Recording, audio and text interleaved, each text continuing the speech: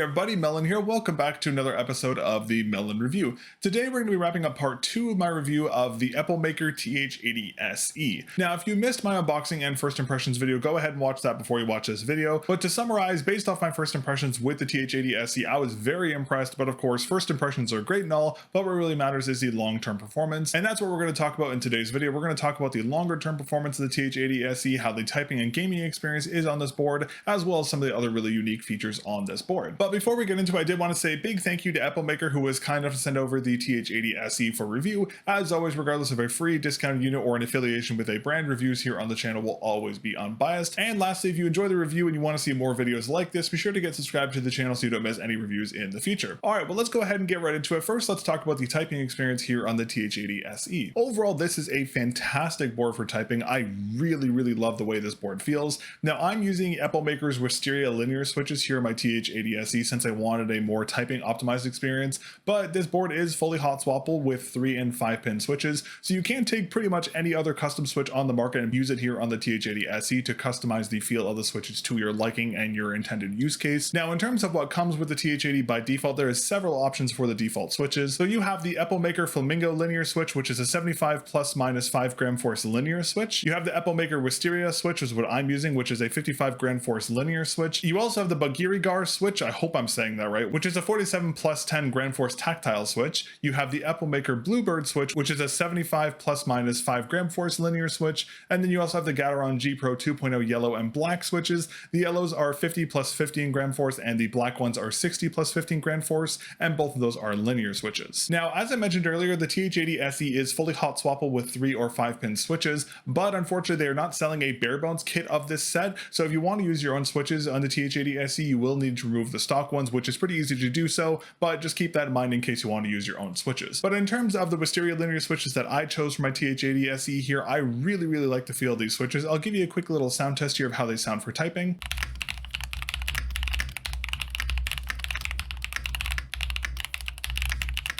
Now, as you just heard, the TH80 SE with the Wisteria linear switches has a semi-sharp kind of thonky sound to it with an ever so slight little bit of creaminess. The acoustics of the board is greatly aided by the EVA bottom foam, the Poron foam switch pad, and the silicone interlayering inside the board. Without the extra sound dampening foam inside the board, I have a feeling this board would probably be a little too audibly sharp to comfortably type on. So all this added dampening foam is a really nice attention to detail here that does make the board sound very nice. I would maybe like it to be a little creamier and maybe a little more thonky, but it's not that big of a deal. That it is still very comfortable to type on. Now, as I mentioned in my unboxing video, I've been on the lookout for a board to replace my old HyperX Ally Origins Core keyboard, which I've been using as my main work editing keyboard for several years now. And using the TH80 SE in place of my old HyperX keyboard has been a massive improvement, and I've thoroughly enjoyed the writing and editing experience on this board. I definitely would like to try some different switches though. I really do like the way these Wisteria linear switches feel, but I would really love to see how the other EPOMAKER switches feel as well, specifically those Flamingo ones. Those look particularly interesting. So I'll definitely try to get my hands on some of their other switches and test those on the TH80 SE in the future, but that'll be a video for another time. Another really great feature about the TH80 SE is that this board is fully programmable, so you can add 3 custom layers or custom key layouts to this board, and you can swap between them natively on the board and the software, of course, but you can swap between them on the board using function plus spacebar plus Z, X, or C to swap between different layouts. So if you want to use an alternative keyboard layout, or you want to have certain macro settings for certain layouts and that kind of stuff, like a work, a gaming, or an editing one, you can swap between them very easily natively on the board, which is a really cool attention to detail that does also aid in the overall fantastic typing experience and use experience here on the TH80 SE. Alrighty, and then in terms of gaming performance here on the TH80 SE, this board is very usable for gaming, but I would recommend going for lighter switches or switches with a higher actuation point for gaming, as all the stock options from EPOMAKER are pretty low in terms of their actuation points. The board also doesn't have any kind of rapid trigger tech, but it does have an option in the software for key sensitivity, which ever so slightly does alter the feeling of the switches, which makes them feel a little faster, but it's not going to be anything close to what a rapid trigger tech or a magnetic switch is going to do in terms of performance. So while the TH80 SE won't be anything crazy in terms of gaming performance, it is still very usable for light gaming. Again, if you are going for a more gaming focused use case here on the TH80 SE, I would recommend going for lighter switches or switches with a higher actuation point, just because all the default ones that do come with the TH80 SE are very typing optimized in terms of their actuation points. Alright, next up, let's talk about the keycaps here on the TH80 SE.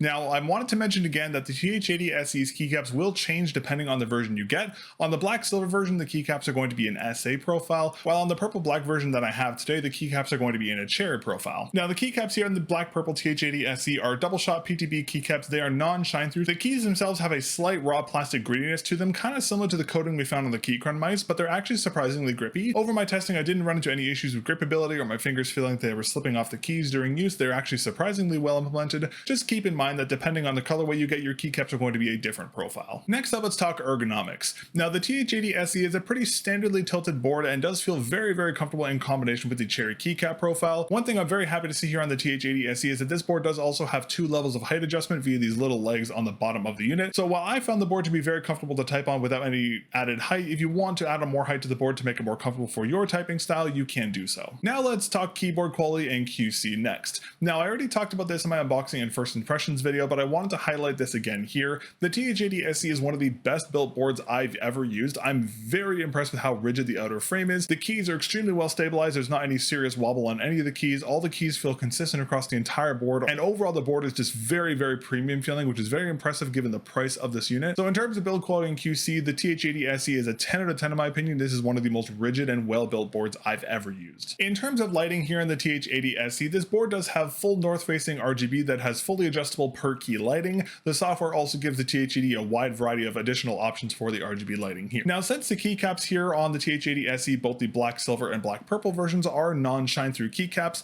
the lighting for the board will only show between the gaps in the keys and on the EPOMAKER logo on the side of the board. Now, those of you who've been watching the channel for a while know that I'm not the biggest fan of overpowering RGB on devices, and thankfully the RGB here on the TH80 SE is quite muted and it's not overpowering in any way. The only issue I really have with the lighting here is that there's no option in the software to significantly slow down the lighting effects. You can do so ever so slightly with this little slider, but there's no way to make it a very slow breathing or a slow wave kind of pattern, depending on the setting you pick, of course. So this does make the lighting sometimes a little distracting, especially on the EPOMAKER logo where it can flash very quickly between colors. It'd be nice to see EPOMAKER add some slower breathing options or a way just to lower the speed of the color changing just so it isn't as distracting, but this is a very, very minimal nitpick. Overall, the implementation for the lighting here on the TH80 SE is very good. I really like the muted, not overpowering approach of the RGB, and it does look very, very nice on this board. All right, next up, let's talk about connectivity. Now, the TH80 SE is a tri-connectivity board, which means this board can be used via Bluetooth 5.0, wired USB-C, and 2.4 GHz wireless. Now, for this review, I mainly use the board via USB-C, but I did test the wireless and the Bluetooth connectivity, and they've all worked completely fine. I did want to note, though, the wireless connectivity is only running at 1 kHz. There is going to be no 4K polling rate on this board. It is just going to be stuck at 1 kHz. Now, the connectivity mode can be swapped 2 ways here on the TH80 SE. One way is by the slider switch on the bottom of the board, or you can also do it via button combinations, which is function plus spacebar plus 1, 2, 3, 4, or 5. I don't really understand why it's 1, 2, 3 because that's kind of confusing, but regardless, you can swap it via on the board, but I found swapping the connectivity modes on the base of the unit significantly easier. Another great feature is that you can swap the TH80 SE between usage on Windows or a Mac computer via the slider on the bottom of the unit just below the connectivity switch. Now, I don't have a Mac, so I didn't test this at all for this review, but at least it's nice to see that this board is used on both Windows and Mac. One odd thing I did notice in the TH80 SE's product page is that due to some technical limitations, the keyboard cannot wake up a Mac for some reason, which I thought was very odd. So while the TH80 SE is fully usable on both Mac and Windows, just keep in mind you won't be able to wake up a Mac computer with the TH80 SE for whatever reason. Now, speaking of wireless connectivity, let's talk about the battery next. Now, the TH80 SE is using a 400 mAh battery. Since this board does have RGB, the battery life is going to be very fluctuative depending on the RGB level and the color changing and the brightness and that kind of stuff. So keep in mind my ratings of the battery life are going to be a rough estimate, but they will vary depending on your use case. Now, one really cool feature on the TH80 SE is that if you don't have access to the software, you can actually check the battery life of the board via a button combination.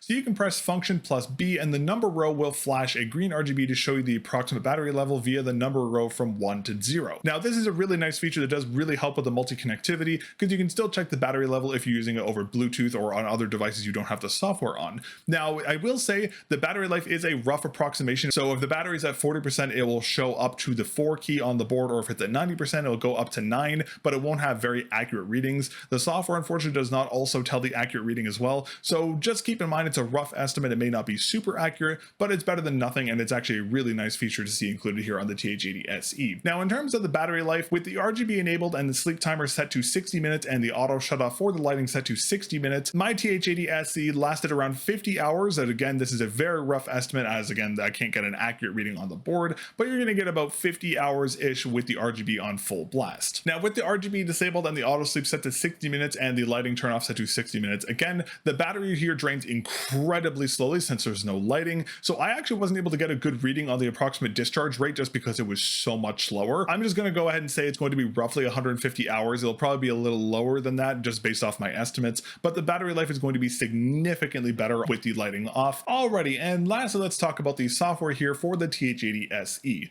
This is one area I'm incredibly impressed with. The software is extremely lightweight, has an insane amount of customization, so much so that if I was to fully detail everything about the software, this video would be like a feature film. But just to mention a couple things, the software does have auto sleep and RGB shutoff timers for both wireless and Bluetooth operation, and they are on separate sliders. Has full key customization. You can also rebound the volume knob, which is a great thing to see. There is also full key customizability for the function settings on the board, a full macro editor and a full RGB editor. And as I mentioned before, there is also the added profiles as well, so you can flash multiple layers onto this board and switch between them natively on the board. There is also another really cool feature where there's like a web manager kind of a thing here where you can make an account and save profiles to the cloud and swap them between devices, or you can download lighting or layout options from other users and use them on your TH80 SE, which is a really nice feature. So if you want to use Dvorak or something, you just go onto the software, find a layout for Dvorak and just save it to a layer on your board, which is a really nice feature. So the software is overall incredibly well made, very detailed with a ton of customizability and very well implemented. Easily the best software I've seen for a keyboard ever, and that is one of the strongest points here on the TH80 SE. The software experience is amazing. All right, well, in closing, I'm really damn impressed with the TH80 SE. This is an incredibly well built board with great features, fantastic ergonomics, hot swappable switches,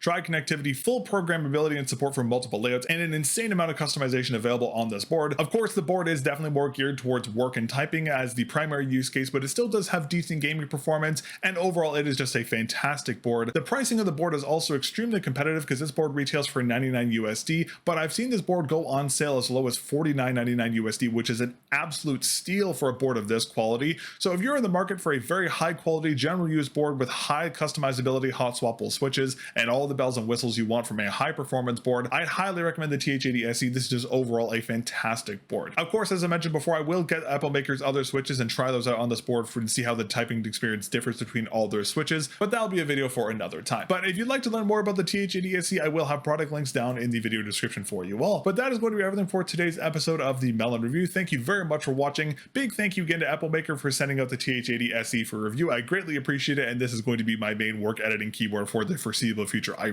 really like this thing. If you enjoyed the review and want to see more reviews like this here on the channel, go ahead and drop a like on the video and get subscribed so you don't miss any future reviews. If you'd like to support the channel, you can become a member here on YouTube. It is only $2 Canadian per month, and that is the best way to directly support the channel. You can also help support the channel by using code mel0n at MetKeys, Litho Gaming Gear, Potent Gaming Gear, TJ Exclusives, and a couple other retailers to save some money on your orders and directly support the channel. Thank you very much for watching, and I will catch you guys in the next episode of the mel0n review. Peace.